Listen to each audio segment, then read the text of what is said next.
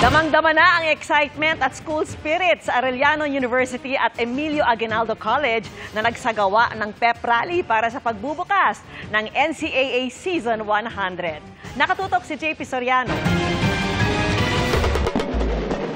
Muling ipinamalas ng AU Chief Squad sa pep rally ng Arellano University sa Maynila ang kanilang winning piece sa Season 99 cheerleading competition.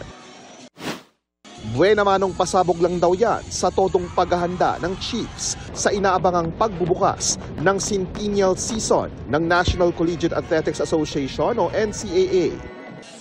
The vibe, the school spirit, panalo. Lalo na nang ipakilala na ang kanilang student athletes gaya sa volleyball at basketball. Yung team namin nakapag-ready ng maayos para sa darating na season. Thank you sa lahat ng sumusuporta sa Arellano Chiefs. Sana patuloy nyo kami suportan sa Season 100.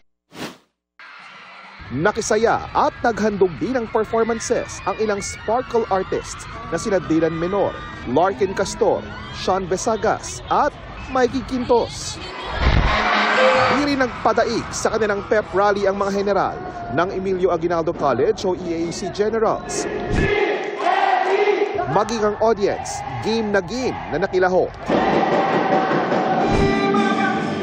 Humataw din sa kanilang street dance performance ang members ng Yaman Lahi Dance Artists. Siyempre, ang mga general themselves, all-out team. From Astigin to Dancing Kings.